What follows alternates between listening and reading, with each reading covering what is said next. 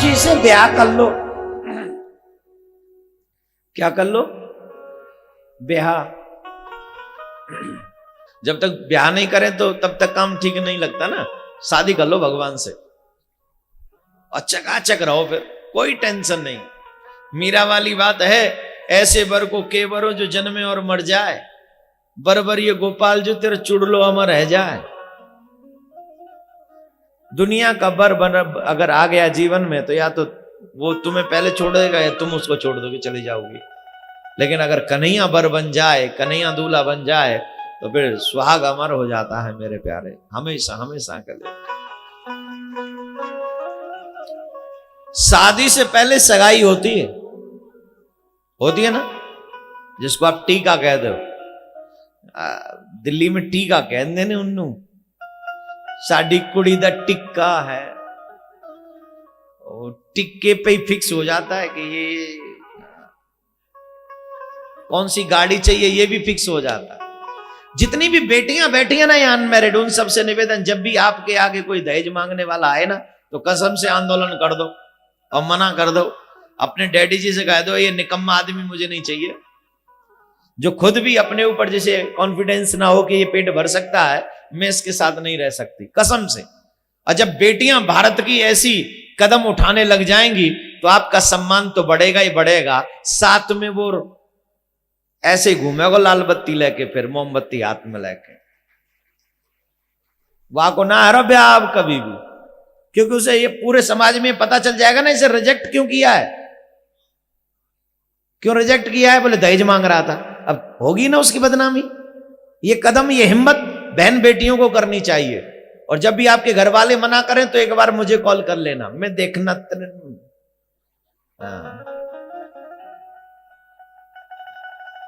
शादी से पहले सगाई होती है और इसमें उसी प्रेम सगाई की बात कही जा रही है।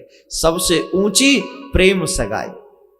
ठाकुर जी से तुम अपना संबंध प्रेम के साथ स्थापित करो। और उसी क्रम में, अब महाभारत का प्रसंग सुनाने लग जाएंगे, बहुत समय लगेगा, लेकिन उसी क्रम में एक और प्रसंग है, सुदामा चरित्र। थोड़ा ध्यान से। ब्राह्मणो ब्रह्मवित्तमः प्रशांत आत्मा जितेंद्रिय। है कैसा वो ब्राह्मण? बोले प्रशांत आत्मा जितेंद्रिय। उसकी आत्मा से वो बड़ा प्रसन्न है, अपनी इंद्रियों को उसने कंट्रोल में कर रखा है।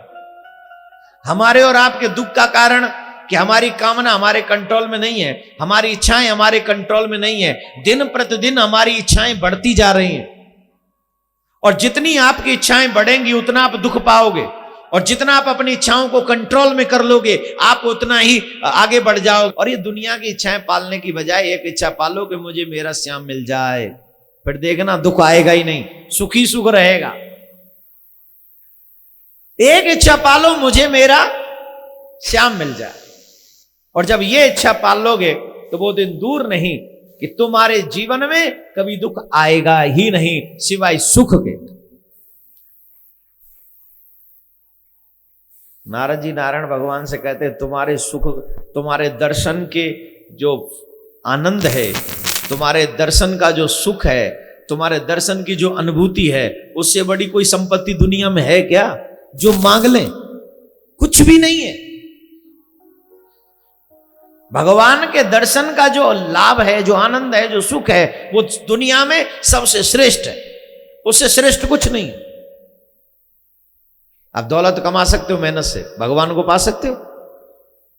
दुनिया भर की दौलत, पूरे विश्व की दौलत लगा दो और भगवान से कह दो मैं तुम्हें ये दे दूंगा, लेकिन बदले में दर्शन दे दो, देगा?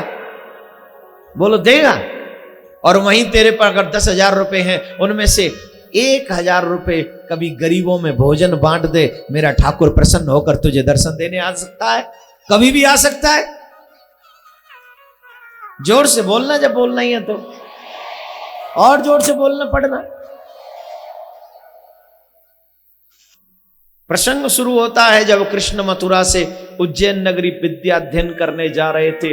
उज्जैन नगरी जब जा रहे थे तो रथ में सवार थे श्री कृष्ण, विद्या अध्ययन करने के लिए जा रहे थे। मार्ग में सुदामा की आवाज सुनाई पड़ी कृष्ण को। सुदामा नंगे पैर सांदीपन गुरु जी के यहां विद्या अध्ययन करने जा रहे थे। सुदामा के पांव में कांटा चुभा, और सुदामा के पांव में जब कांटा चुभा तो वो भगवान को पुकारने लगे। दीनों की सुनने वाले दीन बंधु, करुणा सिंधु भक्त वत्सल, दया निधान, अकारण करुणा वरुणालय, तुम बिन कौन मेरी संपत्ति विपत्ति का निवारण कर सकता है, कृपा करो। कन्हैया ने वो आवाज सुन ली, सारथी से कहा रथ रोको और देख कर आओ कौन है यहां दुखी। पता चल गया कौन है दुखी, दौड़े दौड़े गए और सारथी ने बताया कि एक ब्राह्मण बालक है। और जैसे सुना ब्राह्मण बालक है, कृष्ण रथ से कूदे और रथ से कूदकर दौड़ पड़े, दौड़कर गए और सुदामा का चरण पकड़ा और पूछा, बताओ तुम्हारे कौन से चरण में कांटा लगा है, मैं उस कांटे को निकालूंगा। सुदामा कहते, मेरा चरण मत छुओ, मुझे तुम्हारे भेष से ऐसा लगता है कि तुम किसी राजा के पुत्र हो, और अगर तुम मेरा चरण छुओगे तो तुम्हारी शोभा नष्ट हो जाएगी। मैं दीनहीन हूं, तुम राजा के पुत्र राजकुमार हो। कृष्ण कहते हैं, तुम्हारा चरण पकड़ने से शोभा नष्ट नहीं होगी और बढ़ जाएगी। शोभा तो नष्ट तब होगी जब मैं आपके चरण नहीं पकड़ूंगा।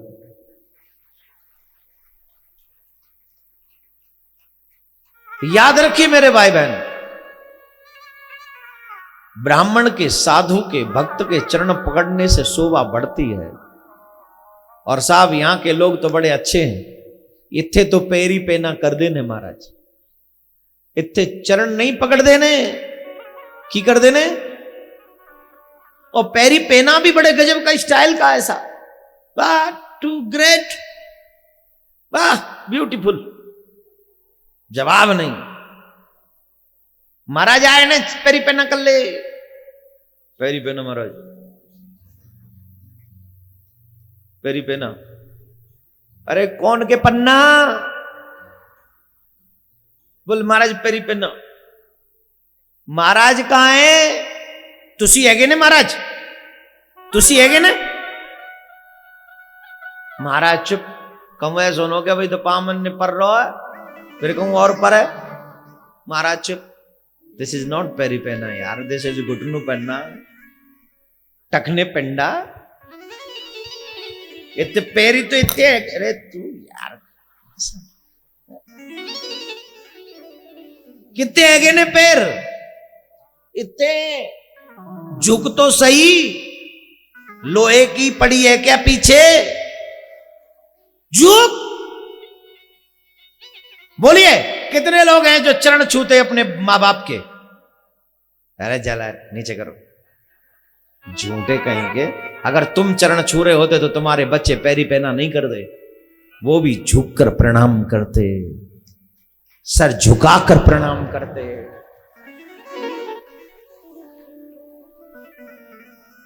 ऐसे करना अच्छी बात नहीं, अगर तुझे ऐसे ही करना है उससे बेटर है कि ऐसे कर दे। ऐसे करने से क्या है, पता लगे कोई कोई महाराज डर जाए, ऐसे हाथ ला रहा, क्या भाई माफ कर। ऐसे अगर तुझे झुकने में शर्म आती है तो ऐसे हाथ जोड़कर सर झुका के प्रणाम कर दे। कई लोग हैं, महाराज लोग हैं जो चरण नहीं छुपाते हैं, उनके चरण छूने भी नहीं चाहिए। अगर वो मना कर दे तो नहीं छूने चाहिए, फिर दूर से ही प्रणाम करना चाहिए। कई लोग बड़े जिद्दी होते, पीछे पड़ो, मैंने पैरी पे न करना, रुक जा। नहीं वेदना, आप सबसे अपने बच्चों को संस्कार दें कि वो आपके चरण, मां बाप के चरण झुककर पूरा सर झुकाए वहां तक। कम से कम इतना तो हो कि उसके हाथ आपके चरणों को टच करे। रखो दिल पे यार, तुम्हारे बच्चे टच करते हैं। पैरे पर मम्मा, मम्मा गुड मॉर्निंग मम्मा, मम्मा। मैं पापा को नहीं करूंगा। क्यों नहीं करेगा? पापा इज नॉट बैड, पापा बैड, पापा क्यों बेड पापा, क्यों बेड? बोले पापा इसलिए बेड क्योंकि मैंने कहा बाइक दिला दो, पापा बाइक नहीं दिलाता है। हल्ले बाइक दिला दे तो पापा गुड, और न दिलाए तो बेड। है गई ना, इच्छा वाली बात आ गई ना। इच्छा पूर्ति करा दो तो तुम अच्छे हो, और नहीं करा दो तो तुम बैड हो। और जितने भी लोग यहां बैठे हैं ध्यान रखें, एक बात और नोट कर लें, 18 साल से पहले अपने बच्चे को गाड़ी न चलाने दें। और अगर 18 साल से पहले आपके बच्चे गाड़ी चला दे तो तुम गुनहगार हो, और उस गुनाह में तुम उतने ही बड़े, कहीं ऐसा ना हो कि वो गुनाह तुम्हारे लिए मुश्किल बन जाए। तुम्हारे लिए तो बनेगा, सामने वाले के लिए भी बन जाएगा। सरकार ने कानून बहुत अच्छा बनाया है कि अगर बेटा कुछ कर दे कम उम्र में तो माँ बाप को अंदर डालो, और मैं तो कहता हूं कम से कम 5 साल के लिए डालो, 5 साल के लिए अंदर डालो माँ बाप को। अरे 18 साल जब कानून है तो उसका पालन करो। हाँ, एक और बात, अभी होली चल रही है, अब लोग ऊपर से ही कुछ फेंक देते गाड़ियों पे। मैं आया इधर से गया सुबह तो फेंक दिया, वो होली में इस्तेमाल मत करिए। कई लोग ऑयल इस्तेमाल करते हैं, कई लोग गंदा पानी इस्तेमाल करते हैं। वैसे मैं निवेदन करूंगा, इस समय पानी की बहुत मारामारी है तो पानी कम इस्तेमाल करें, गुलाल का इस्तेमाल करें। आप ज्यादा पानी रंग का नहीं, गुलाल का ज्यादा इस्तेमाल करें, निवेदन है मेरा आप सबसे। और वो व्हाइट वाला गोल वाला संडे मंडे वाला प्लीज वो नहीं। अगर तुम होली खेल रहे हो, वो तो दुष्टों की होली है, तुम दुष्ट हो क्या? होली तो प्रेम का रंग होता है, और तुम्हारे एक के फेंकने से अगर किसी एक की मृत्यु हो रही है, अच्छा लगेगा? अरे राम राम राम बाबरे आदमी, गंदी बात नहीं। होली खेलो गुलाल के साथ, होली खेलो प्रेम के साथ। अरे होली खेलनी है तो हमारे कन्हैया के साथ में खेलो, ऐसी चकाचक होली कि जीवन के रंग चाहे उतर जाए, कन्हैया का रंग नहीं उतरेगा। दुनिया वालों के साथ आपने बहुत होली खेली है, कल कौन कौन खेलेगा हमारे कन्हैया के साथ होली? है क्या बात है। अकेले मत आना, जिनके साथ आप होली खेलते हो उनको भी ले आना। चलो ना यार, कुछ अच्छी होली खेलेंगे अपने कन्हैया के साथ, और डलवाएंगे रंग ऐसा अपने कन्हैया के हाथों से कि एक बार भी अगर उसके हाथों से रंग डल जाए तो जीवन का बेड़ा पार हो जाए। निवेदन है आप सबसे, अपने इष्ट मित्र जिनके भी साथ आपको होली खेलने में आनंद आता है, सासू माँ को छोड़ के,